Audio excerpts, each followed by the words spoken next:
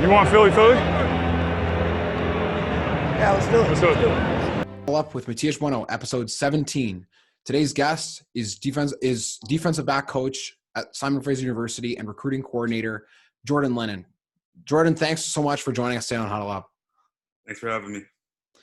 So obviously, the pandemic has really thrown things to the wind with football seasons everywhere. Fortunately, NCAA Tier 1 Division I get their season still, but with you guys at SFU, are you guys also suffering from not having a football season this year? And if so, how do you guys handle that as a coaching staff? Yeah, I mean, definitely these are unprecedented times.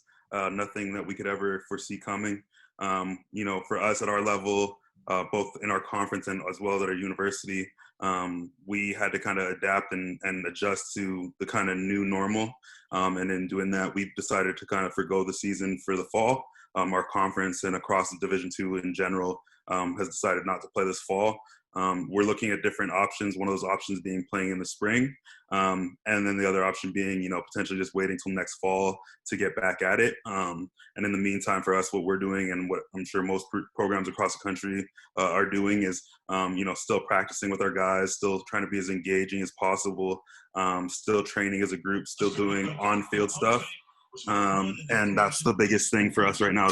What we're trying to do is make sure that we have access to getting our players around each other and kind of continue to build that chemistry as well as that team bond. So what's the toughest thing about not playing games in a season? I've interviewed a few coaches now and they talk about, games are such a small percentage of what actually happens in a football season outside of practice and implementing schemes and different technique and really getting down to the nitty-gritty. But at the end of the day, you play to win the game. So what is difficult about not being able to play the game? I think the hardest part, honestly, all those things aside, is simulating, real live reps, getting those, that intensity and that, timing and that certain, energy that a game brings. You can simulate those things in practice to a certain degree. You can do things like having music, controlled scrimmages, having referees, doing all those things. But there's nothing that gets you up like playing against an opponent, right? And I think for us, the biggest thing right now is we're trying to make sure that our players understand is, you have to have, intention in how you approach practice and how you approach these meetings and how you approach like the voluntary workouts. You have to have that same intensity, that same focus, and that same, determination to get better. Regardless of whether we play or not. So, that's, I think, the one thing we're going to miss not being able to play games this fall is that, intensity, that intention, that preparation that comes with playing for a game. Because, we always tell our guys, you work all week to get paid on the weekends. Well, for us, that means you're putting in the work in the classroom, in the meeting room, in the weight room, on the practice field all week long. Friday we get on a plane or on a bus and we travel to wherever we're playing or we're playing at home. And then Saturday it's go time. All the preparation is done, all the work is done. Now it's about playing football. So, I think that's the hard part is right now keeping our guys engaged and understanding that there isn't going to get that. You're not going to get the reward you necessarily get every year. Especially during the football season, but right now you get the reward of being able to still practice, still be around your teammates, still be able to play the game you love. It's just in a different capacity. So with many similarities across the country here in Canada and with some places in the US as well, do you find as a recruiting coordinator that it becomes increasingly difficult to be able to do your job in that aspect because of the limitation of no high school football being played Canada-wide this fall? Yeah, I mean, I think, like I said before, unprecedented time. I think we're all kind of adjusting to what has become the new normal. But at the same time, I think we also understand that, we have to do our job the same, just in a different capacity. So, what that means for us, especially on the recruiting side of things, is how do we find a way to evaluate players? How do we find a way to evaluate them based on, their current physical state, mental state, all those things? Because yes, we're going to watch tape, we're going to watch their junior tape. We're going to see the things that they did in spring. But to not have a chance to evaluate these people live and in person is difficult as far as being able to get a true, accurate evaluation. That being said, the hardest thing, I think, going into the spring part of the recruiting cycle, and then also into the fall of their senior years, or to this recruiting class's senior year, is the fact that we don't get to have those in-person interactions. So, we're relying heavily on reaching out to coaches, reaching out to position coaches, reaching out to, people that we value opinions, whether it's, trainers or camp coordinators that have had them in the past, or maybe it's a strength coach at their school, or maybe it's a basketball coach. We're reaching out to various, avenues to try and gain as much information on players, to get a well-rounded picture, and that way we can make informed and educated decisions, as opposed to, just saying, well, this person said so-and-so is a good football player. That does go a long way, but we have to do our part and due diligence in terms of being able to find out academically how these players are handling school, especially with things being online now, and kids having, delayed, uh, you know, start to the school year, or having a long layoff from school from last year. Like, we've had to find new avenues of how we gain information and gather information on players before we make offers, or before we pull the trigger on, hey, this guy is a guy that was close last year. Where is he now? Is he better academically? Is he better athletically? Or is he worse? And those are the things that we're, as a staff, trying to do right now, and continuing to do as we go moving forward into 2021. So as a recruiting coordinator, you yourself are a pretty young coach and pretty young person to be in that position. What got you into being the recruiting coordinator for Simon Fraser, and what do you enjoy most about being in that position? I think for me, honestly, I was fortunate to be behind some great coaches and be surrounded by some great coaches, from the minute I stepped foot on campus at SFU. I was hired by Coach Ford, Thomas Ford. He's now, left to UW, University of Washington. And, our staff, for the most part, stayed intact. Mike Rigel is our new interim head coach, and he was a recruiting coordinator before I was.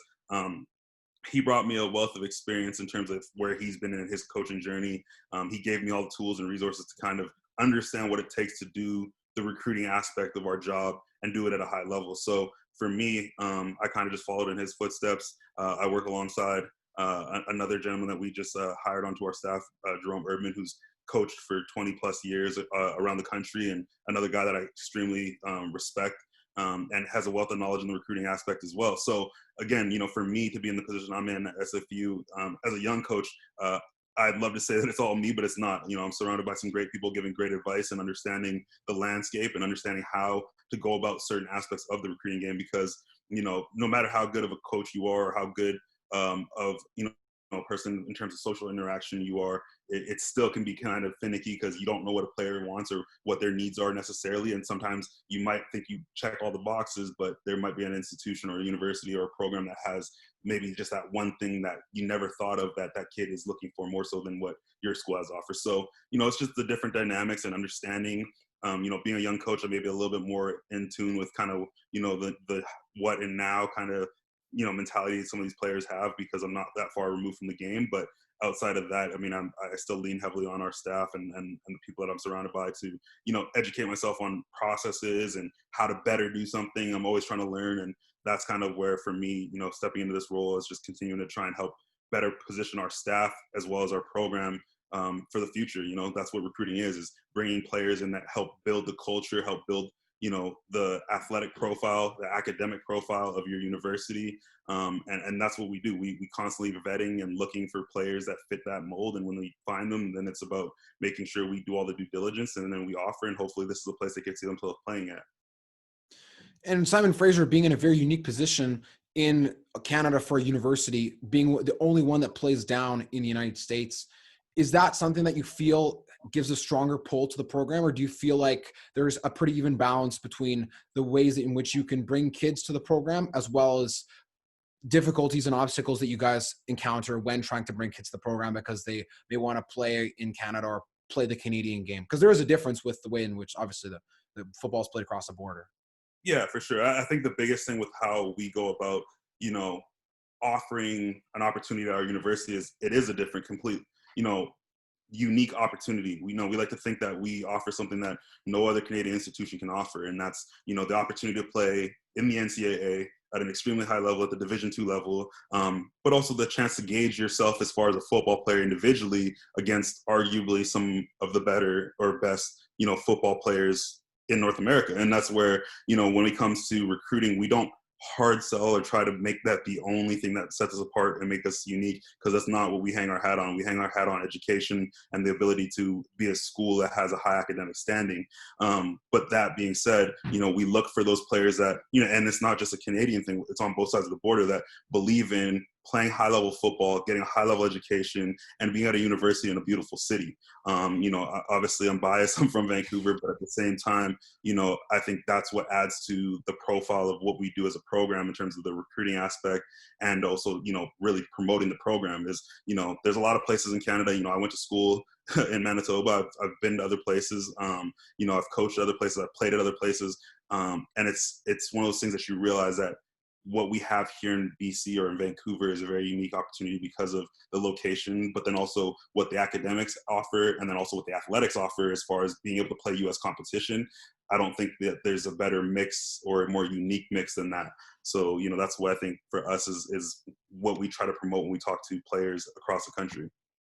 When you reflect on your experience in relation to being a student athlete, Simon Fraser, for those who may not know out there, has one of the biggest academic reputations out of any university across the entire country. So when blending that with football, how do you find, now that you're in a position of being on guys' cases about them being in good academic standing and high-level athletes, how do you find that you reflect on that experience of when you were in that position playing university at U of M and having to be a high-level student in terms of academia? What is the transition there that you see from being in the position of recruiting coordinator and then being in the student athlete position? Yeah, absolutely. I think for me, just like any football player, just like any student athlete, they've always had to deal with trying to find that balance, because it is a fine line between, your athletic demands or your football demands, as well as your academic demands, right? So I think for me, I was a little bit more of the kind of mindset that, like, I knew I had to do what I had to do in the classroom and do it well to take the stress off me so I could focus on football. So it was a little bit easier. I didn't find that school was necessarily, hard at the university level as a student athlete. It was more that it was a commitment of time and the ability to time manage that I struggled with at the beginning and got better kind of gradually every year. And that's something with our players, and I'm sure it's no different from any player or any coach talking to their players at any other program around the country is, you have to time manage, you have to stay on top of your studies, all those things.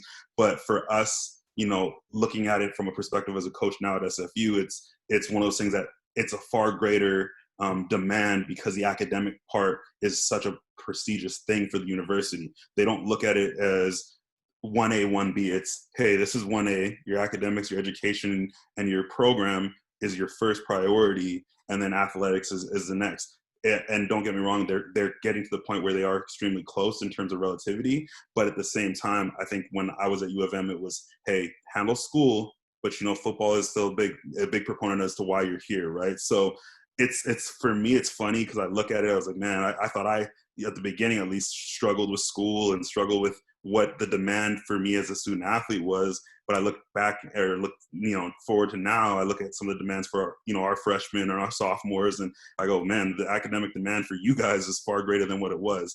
And I think that's where I kind of see the difference. And I kind of also have that, sympathy or empathy with how they go about their studies, because I know that it is demanding. And you talk about the example of U of M, and obviously U of M not being as academically prestigious in general. Obviously, specific faculties such as Asper, if you're in the science faculty, have higher expectations academically than if you're a general student or in University One. So that this topic of being a student athlete, because now as time is going on, you see that classes are online and universities' value is being put to question in terms of getting a degree. But obviously, for many of these players, if they want to get a chance to play in the CFL, they have to kind of go the university route, whether it's in Canada or the US, if they want a chance even to play pro. There are some guys that get the opportunity through junior, of course, but those are few and far in between. So how do you analyze the situation of being a student athlete, but not wanting to burn yourself out if you know that university is not a final destination for you? Because obviously, I'm sure you came across many guys when you're playing as a U of M where it was, Knox for jocks, or school was taking a back seat to playing football because it was, make it to the league or fall on my backup plan that's not school. Yeah, for sure. No, I think that was one of those things that I think I really looked at was like, there's a lot of guys that I thought for sure were surefire pro ball players, were guys that were extremely, athletic, extremely gifted, had all the tools to be, 5, 10 year pros. But like you said, school wasn't a priority, or it wasn't their, motivation for being at, whether it was U of M or any other university for that matter. And I think that's where you started to see that the demand for academics and athletics needed to go hand in hand, as opposed to, hey, I'm here for athletics, but I'll do the academics because I have to. You know what I mean? It was more of a understanding that if you can do both of these things together successfully and at a high level, you're going to have a degree in hand that'll set you up for that 40 years after you're done playing football. But you also will leave here as a better football player, developed, more mature, more physically prepared to go take an opportunity at the pro level and hopefully, land there and be there on a, in a career capacity. But I think that, I think there's a lot of people that maybe deviated from that route and thought, if I go another route, it's a short-term thing. I can make it, and if it doesn't work out, well, oh well. And like you said, I think there's a lot of time that you don't have the foresight to really see what the big picture is. And I think the big picture is, you want to leave with a degree and you want to leave with an opportunity to play pro ball. Well, you need to go the university route, because if that's the case, over that 4 or 5 years that you're at a university, it gives you the time to mature, to both mentally and physically develop in the game. And then also, too, more importantly, to get your education, right? So, I always encourage guys that I come in contact with on a coaching capacity, even outside of SFU, to finish school, to finish strong, to handle school, because I think that there's a lot more value in having that piece of paper than there is in pursuing pro opportunities with no backup plan. Don't get me wrong. I've seen guys, I was good friends with Andrew Harris, and I know guys that have taken jumps from the junior level or from other avenues, whether it was junior college, et cetera, and made it into the pro level and stayed for 6-7 years. But that's, again, few and far between. So, I always encourage guys to look at the big picture, and maybe school's not for you. Maybe it's a trade, maybe it's something else, but at least having a plan to get from point A to point B. Did your philosophy on being a student athlete change from when you first got to university as your career went on, or did you always have this philosophy of the importance in terms of the dichotomy of school and football? I think for me, I was always a little bit different. I think I was always very self-motivated. So for me, in high school, I knew I wanted to go to university without hesitation. There wasn't hey, I'm going to take a gap year, or I'm going to go play junior football, or I'm going to go XYZ to get to plan B. It was, I know I want to go to university. I know I want to pursue a higher education. I want to play collegiate football. I want to put myself in the best position to be, a university graduate at some point. I didn't know what that looked like. I didn't know if it was going to be a 3-year plan, a 5-year plan, 6-year plan, whatever. But I always, to myself, and this is something that was always a personal goal of mine, was, hey, go to university, get a university degree, and then whatever else happens in your life is just extra. Obviously, the football aspect of it was a huge proponent into, the route I took and where I went along the way. But at the end of the day, like, the end goal was never not to end up at a university and to try and to obtain a degree and to focus on at least having some sort of formal higher education. So having that importance in terms of academia in your life coupled with football is obviously something that pays off now because of the position that you're in. And when you look at guys that finish with a university degree of value versus the ones that slouch through school, there is a bit of a trend in terms of favoring having the holistic education and having a purpose with your education as well. So in terms of what you were aiming for in university, how did you navigate yourself through university ball while trying to figure out what you would do if you didn't end up playing pro? And how did you end up into coaching? Was that something that you knew you wanted to get into, or was there another plan that you had and then coaching kind of took you by Yeah, the wind? no, I mean, I guess to answer your first question, for me, university was always a priority as far as getting to that level of education and pursuing a degree. The one thing I will say, and the caveat to that is, I hadn't finished my degree. I'm actually re-enrolled in school now to finish my degree through the University of Manitoba. And I say that to tell you this is, like, again, the goal from day one, like I just alluded to, was I'm going to university as soon as I finish high school. I'm not going to procrastinate. I'm not going to leave this to be a thing that I pursue if everything else in my life doesn't work out. It was, I'm going to university to get university education and play football at the collegiate level. So those two things being goals, again, my road was a little bit less, less conventional than most, but at the same time, the goals remain the same. And I think for me, things coming back full circle was, understanding that I had that goal at 18 or 17, and now at the age of 30, I'm not looking to not follow through on what I committed to then. You know what I mean? And yes, it's taken a long time to get back to this point. I've had a lot of things happen in my life along the way that have afforded me opportunities to do things well outside the scope of academia. But at the end of the day, my network, my ability to, work in different circles and try different things and expose myself to different opportunities has allowed me to now put myself in a position where going back to school is a priority, finishing my degree is a priority. And also too, for me on a personal level, guys that know me know that when I say I'm going to do something, I'm going to do it.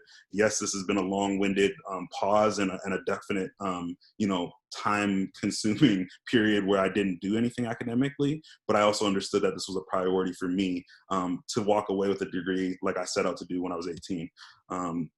And then for the other part, to move on to the coaching aspect, like, again, extremely fortunate and blessed to have built a name throughout my playing career. And also just in terms of people that I interacted with along the way throughout playing football and throughout traveling around the country and all over the place playing football, that it afforded me an opportunity to, when coaches came calling, they knew what they were getting in me. They knew they were going to get someone that loved the game. They were going to get someone that was motivated, someone that was energetic, someone that could relate to players. So those things that, maybe weren't tangible in the academic sense or in the, business sense, were still there as a coach and as a person that brings value to a program or to a team or to a position group. So for me, I took the time off when I got released in 2015, kind of was figuring out what I wanted to do. I know that I love working with kids. I had done that in every off season, and I had done that whenever I came home to Vancouver from whether it was U of M or elsewhere. So for me, I knew I wanted to be around some sort of capacity around the game. I was more on the training side of things. I was big on the strength and conditioning stuff. Working with players at the pro level and the university level kind of progressed into their next, step or phase of football. And so for me, I was like, I do want to be around the game. I always joked early on when I got released and around that time, I wasn't ready to coach because I didn't feel like I was far enough removed from the game that I could tone down my personality as a player and transition into a coach. I was a super intense person as a player. I was a super, loud, super vocal, super, motivating type person. And I think my teammates will tell you that, but that was who I was as a player. So I felt like to try and minimize that, to coach someone and give them, articulate feedback and constructive coaching, I wasn't there yet. So, I got into coaching kind of on a whim because, I played for the Langley Rams and they had asked me if I would come back and just kind of help guest coach during the spring ball practices. And I did that kind of like, half-heartedly thinking like, hey, this is just good to be back around an organization that gave me so much. But that ended up being parlayed into, hey, can you come to training camp? And then I was at training camp for a couple of practices. Hey, do you mind sticking around for the season? And I was like, sure. And fast forward, that was 2 years that I was in Langley as a DB coach.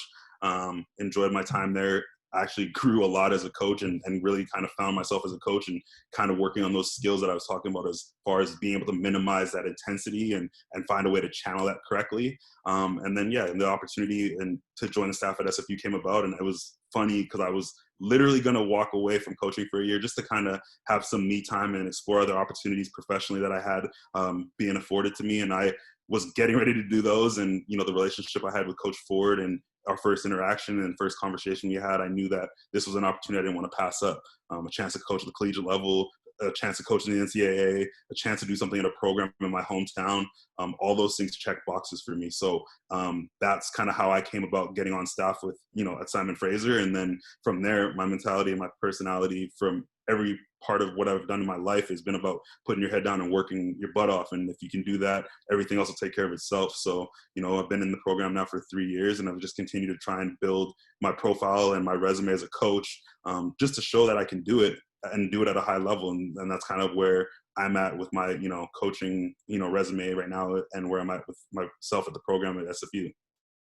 And so with the other interviews I've had with coaches, coaching can be the most rewarding job and also one of the worst jobs in the world because of it being super insecure, unlike any other career that you could ever endeavor in. And it almost isn't even one that you can purposefully planned to be in. I feel like it's kind of serendipitous, right? Like the opportunity to be a head coach or even just a coach on a university team in incapacity is not an easy thing to do.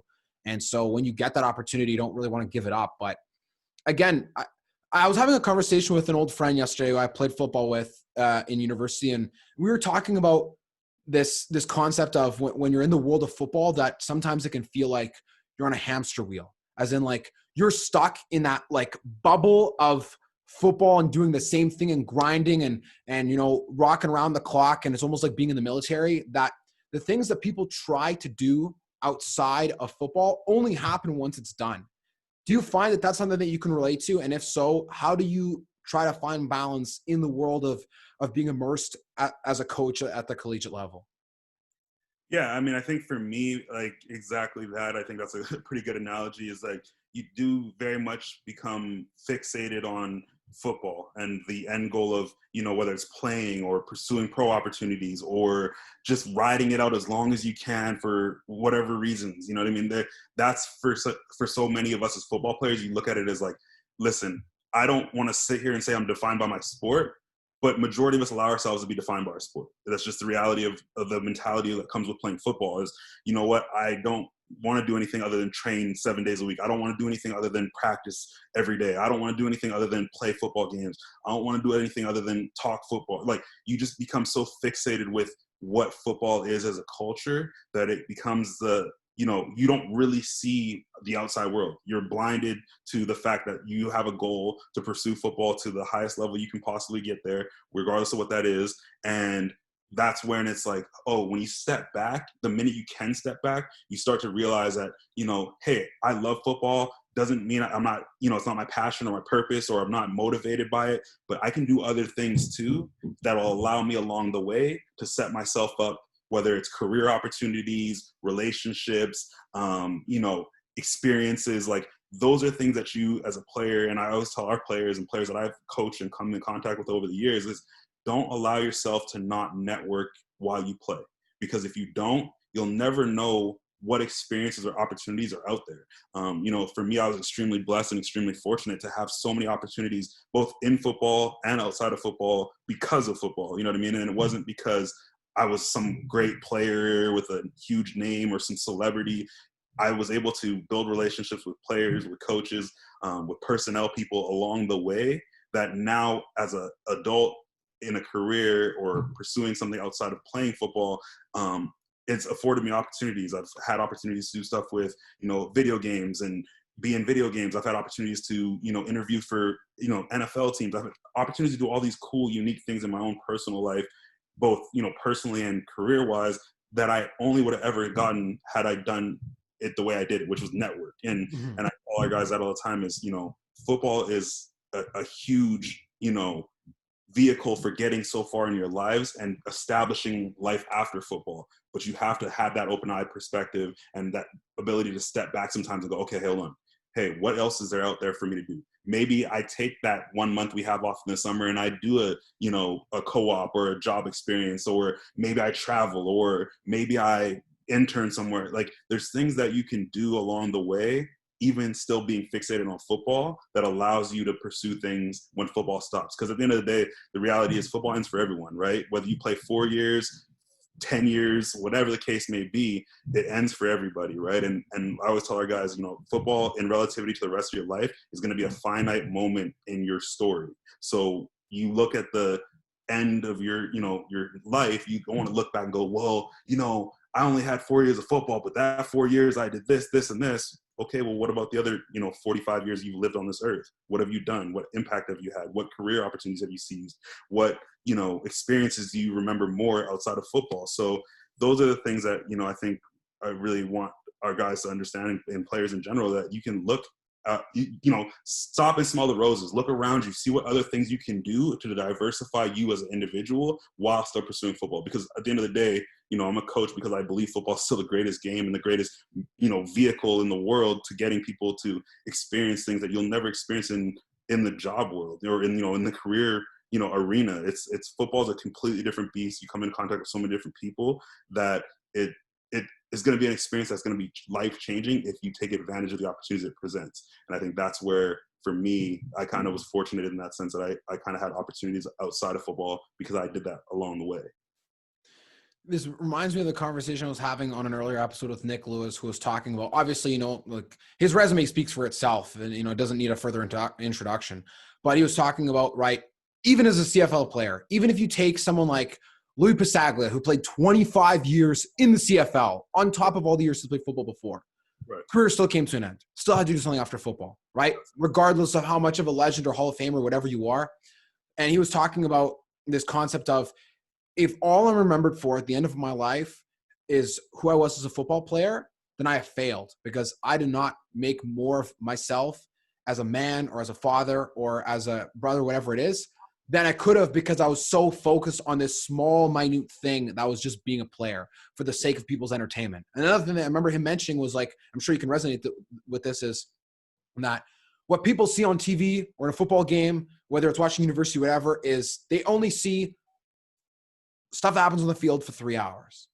They're not seeing the stuff that happens behind the scenes, at practice, in the film room, in the weight room, whatever. All the different places that you play football. As a coach, playing a game is a very small percentage of what actually happens as a coach. X's and O's is a very small percentage of what actually happens as a coach. So with this idea of, like, being so consumed by football, it's like this just behemoth of time and energy. What larger goals do you have for yourself in your life, or have you formulated as your football career went on that you want to achieve when you're out of this hamster wheel of football, or that you want to maybe achieve while you're involved with coaching football? Yeah, I mean, first and foremost, shout out to Nick Lewis, great friend, great dude. I had an opportunity to guest coach with him last year in BC and in his year in BC, and I was out there with him during training camp. So Nick's a phenomenal dude. Was an even better football player, but I think something that's highly underrated about him because of his personality and how, like, flamboyant he was on the field, or how loud he was on the field, is he's a great person. So shout out to Nick. But to answer your question, I think for me the bigger goals I have in the football world, first and foremost, is to continue to advance myself in coaching. I do want to eventually be a coordinator one day. I don't speak to that much. I'm so focused on trying to be a good, position coach right now, and continue to build my room to the standard in which I would hold for myself as a player, as well as want them to hold for themselves and each other. But I think, eventually being a coordinator and obviously someday, hopefully, a head coach.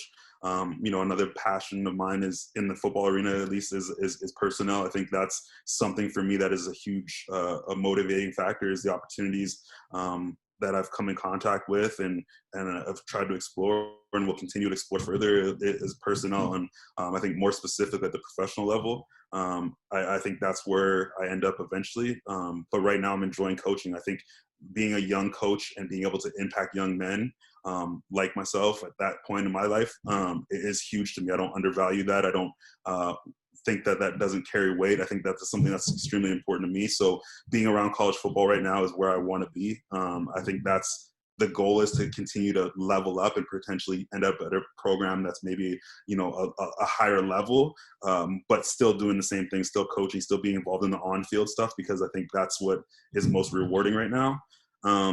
And then outside of that, I think, for me, the biggest thing outside of the football world or football arena is continue to just build a happy life, man. I think the thing about football is it was an escape for so many people. I know it was for me. It was a great place for me to help, manage my mental health and manage my personality and how I felt about things going on in my daily life. That I think for me, moving away from football is finding ways to, find the same happiness and the same motivation and the same drive to do things that I got from football. At the end of the day, football gave me so many of the, values and morals and structure that I needed to have a successful life away from football. So, in the outside world, or the world outside of football, I just want to continue to work at myself and building a better, more consistent, like, mental health. And then more importantly, just finding things that make me happy that weren't football related, because I've started to realize as I've gotten older that there are things out there that I've never experienced. There are things out there that I have experienced but didn't realize bring me just as much joy as, football has. And I think for me, those are the things that I want to continue to try and explore. And I think other than that, it's, be a great son, be a great father, be a great, boyfriend, and continue to work at building those things the same way I built my football life, working hard at it, focusing on it. You're gonna have the good and the bad, but finding ways to work around those or work through those things, and then continue to just try and level up and, give myself that comfortable cushion that later in life I can kick back and enjoy life somewhere on a beach. But, those are the things I'm trying to do right now with my life, and hopefully, continue to work towards those things. And I like the part you brought up about mental health and how football can be an escape, right? And like I think one of the dangerous aspects that people may realize soon in the fall this year is that football is and always will be to some degree an escape for many young men, whether it be a high school, university, junior. And without football, many people can feel lost. Now, however they may handle that feeling of being lost is it varies along the spectrum of, not that bad to very, very bad. And even at the pro level, right?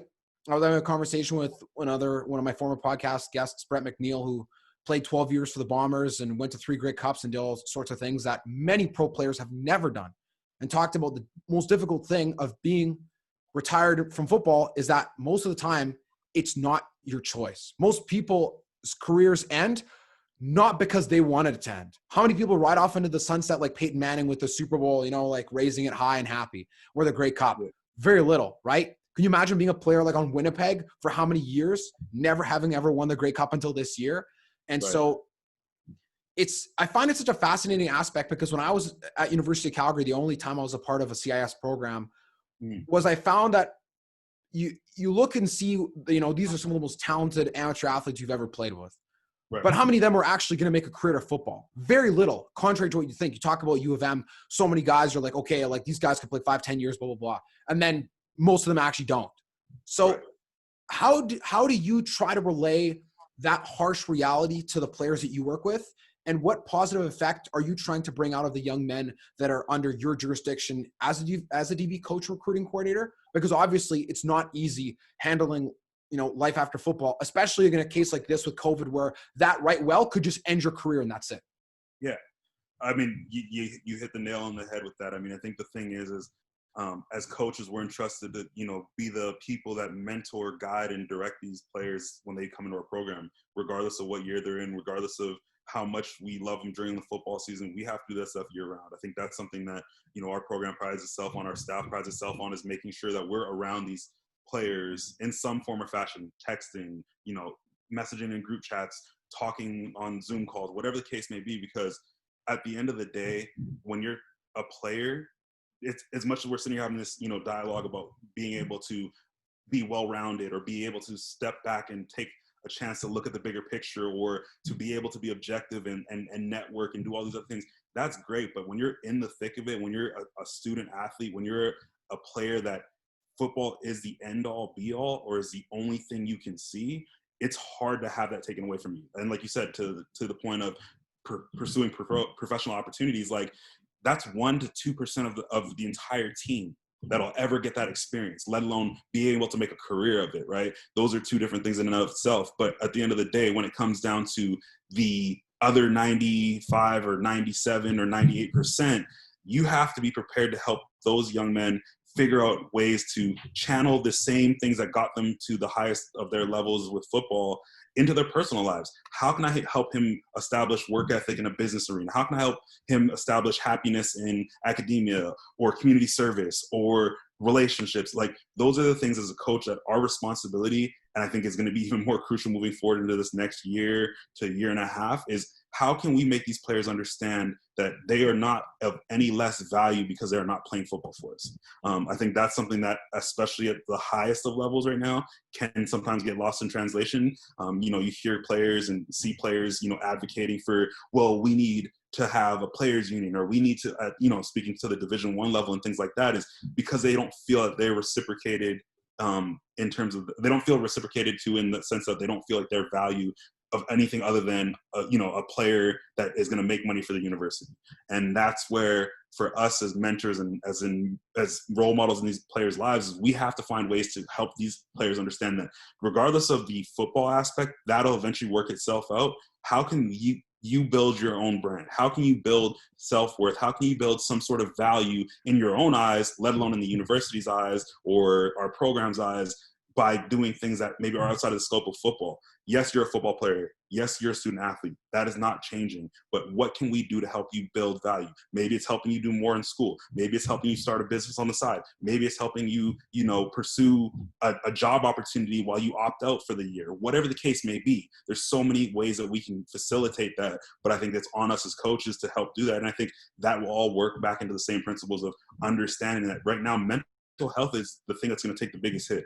The physical part, all those things, yes, you're seeing injuries pile up, especially at the pro level and things like that, but we can work our way back into being physically prepared for football. When we get the green light, when we have an understanding and a timeline and a plan of action for getting back to playing football, we'll handle those things. But right now, the focus should be on mental health, should be on time management, it should be on academics, because those are the things that right now are the most prevalent in these players' lives, right? And for us, we're in a unique situation where we got players that are up here from the U.S. where some kids are just, I'm going to stay at home and do online classes. Our players are still in online classes as well, but they made the conscious decision to come here, be situated in the city, be around their teammates, and spend this next, 3 to 6 or 8 months back with their players, back with their teammates, back with their coaches, working at things that'll help them become better football players. And exactly to what you were saying is I think mental health is the biggest proponent in success for these guys. If they don't have someone helping check on their mental health, establishing good habits to build good mental health, we're not doing these guys a due service. We're giving them a disservice in the sense that we're not looking out for their well-being. Yeah, I can only imagine how difficult it is for guys that are football players now during this time. I remember when I stopped playing football, there was almost a sense of relief that, okay, now I can finally get on with my life where I don't have to worry about being so enclosed in this, you're like in purgatory. When's the next thing going to happen? Like, when are we going to play our next game, or all these things, right? Like, it's so tough because your mental health can cave in on itself when there's too many factors out of your control that you're starting to build worry about. But it's human nature, because it's hard to not worry about them, even when hey, don't control what you can control. That's like, a staple phrase of football.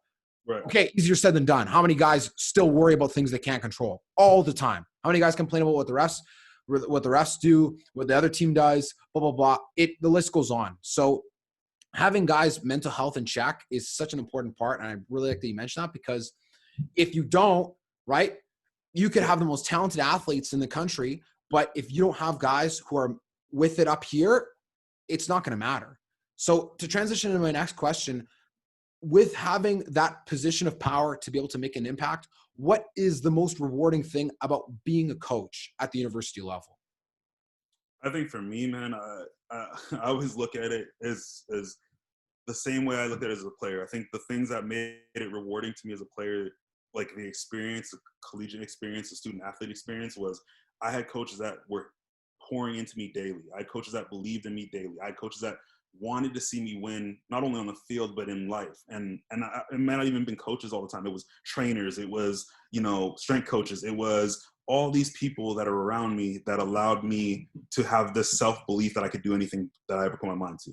And I think now the flip side of that is, as a coach, I do the same thing. I think for me, the most rewarding thing is I want to continue to pour into people and really empower them to do whatever they want to do in life. It's not limited to football. It's whatever you want to do in life, I'm going to support you. If I recruit you and you choose to come to SFU and I'm coaching you for 2, 3, 4 years, I'm not going to stop our relationship the day you finish playing football for me as a senior.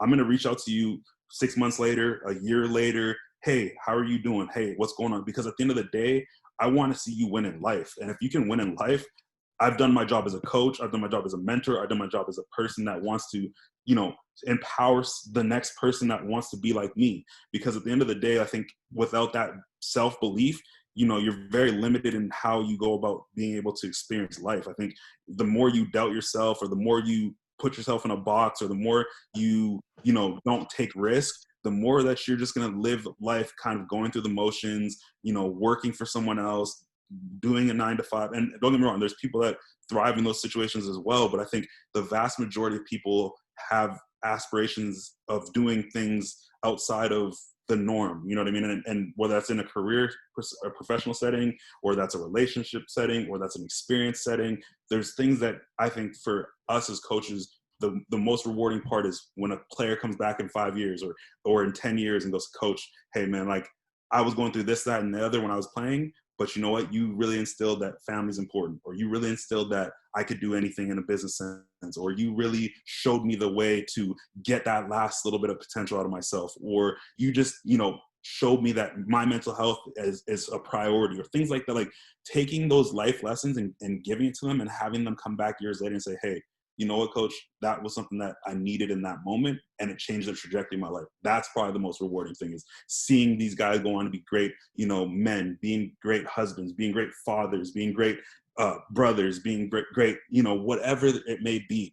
It's about giving these guys a belief that they can do anything that they set their mind to, but also seeing it come to fruition because they stay on the same track they did as a football player. Work hard, do everything the right way, be positive, be respectful, be mature, and everything else will take care of itself. So I think the most rewarding thing is seeing players go on to have their own successes. And I think I judge success on what you do outside of football, because the accolades that come with football are great, but those are team more often than not. They're not individual accolades. And even the individual accolades, they don't mean much after you've removed yourself from playing football. So I think the biggest thing for me that's rewarding is watching these guys go on to be great players, but also more importantly, great people. I couldn't agree more. And obviously, there's so much importance in being a great person and having great character. And I've seen this post around social media, is that people will forget the great plays you had, the words you won, but people will never forget what kind of person you were. Right? They'll never forget who you were long after the fact that you were an All Canadian, or long after the fact that you won the Vanier Cup, or you won a national championship, because those things only carry so much weight. And like you said, another point I didn't even really think of is that most of the time, those are team accolades.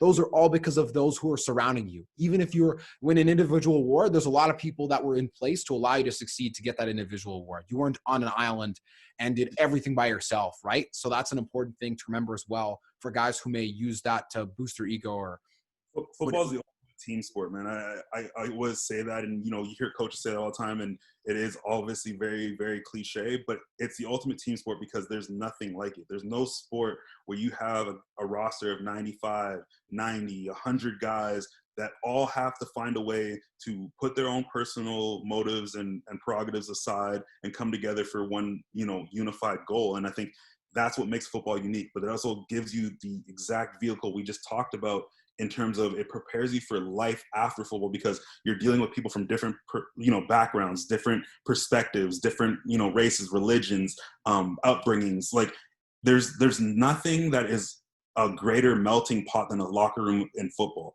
You get every aspect, every walk of life in one room, and you're just told, hey, we need to get all 90 or 100 of you guys thinking, believing, and doing the same thing to get to a goal.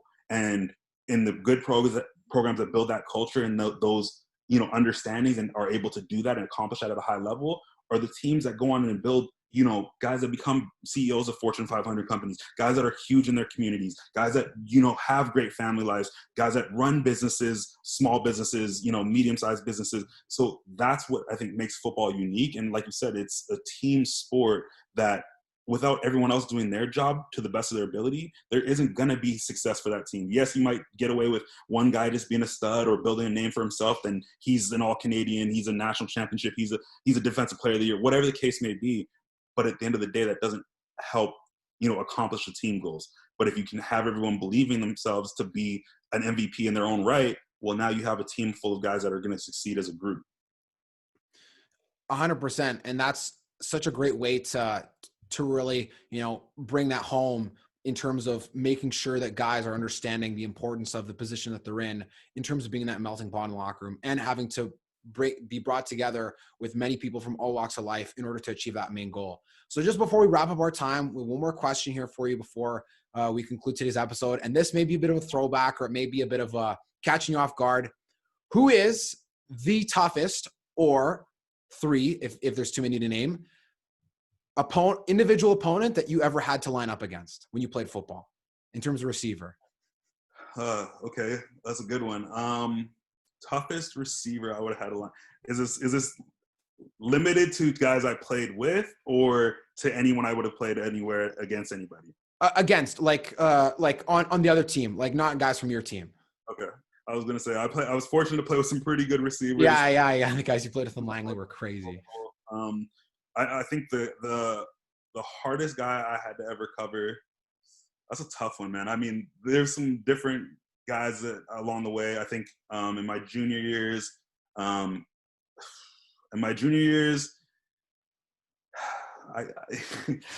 biased. I had a couple good guys on my team that I don't want to like disrespect by saying this guy was better, but I think guys that I like to compete with, a guy that played in VI was a guy named Robin Medeiros. He was a good player, played on the teams that Andrew Harris was a part of. Really good football player. He brought it every single play. Me and him went to war against each other. Great player, great person. At the pro or at the collegiate level, I think, guys like Kit Hillis was a great player. Undersized receiver from SAS, very elusive. Wasn't a guy that looked like he was going to be very much of a player, but consistent, good hands, worked hard, ran hard. It was fun to go to war against. Calgary had a slew of receivers that were really good in my years at U of M. I mean, I could go down the list of guys that I played against that everyone brought something different. Some were, good pass catchers. Some were burners. Some were great players. And at the pro level, I mean, I played, I was fortunate to have a great relationship with him as well. But G-Roy was a guy that I played against, again, just smooth, elusive in how he ran routes. Another guy that was a dog that I had a chance to compete against was a guy named Ernest Jackson. Big body guy, not a guy that's going to run by you, but he will run through you. Love going against him. And then obviously Paris Jackson was another guy I played against. I know it sounds kind of biased because they're guys I'm good friends with to this day, but those are guys that made me better on the practice field.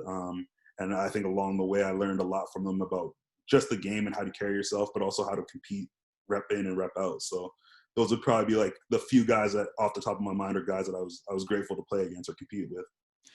Did you ever play Ernest Jackson well enough that you made him bobble the ball 4 times before catching it?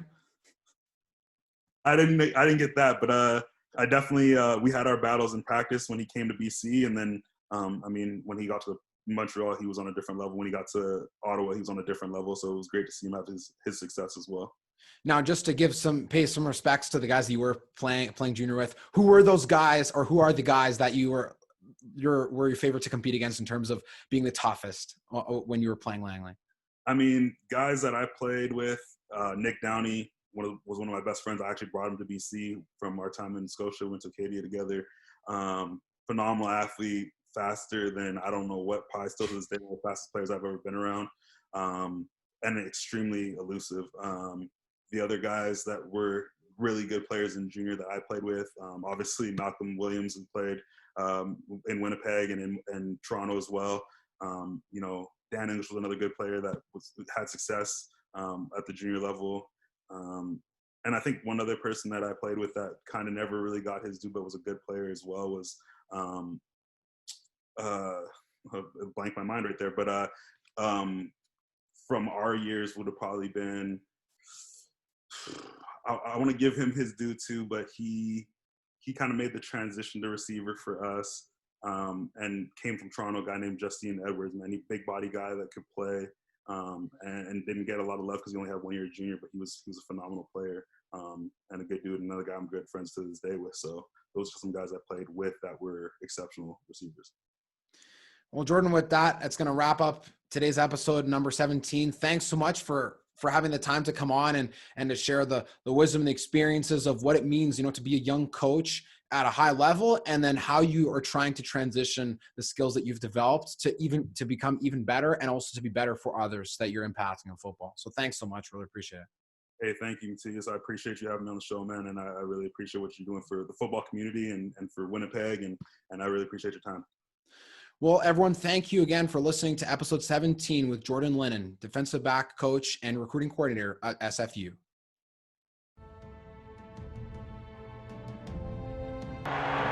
Here we go. Tonight! Easy! In the good. Kill! Lane! Moves to the right, it goes directly to Clement. Clement reverses it. Nick Foles! It's a touchdown by Nick Foles! Let's go!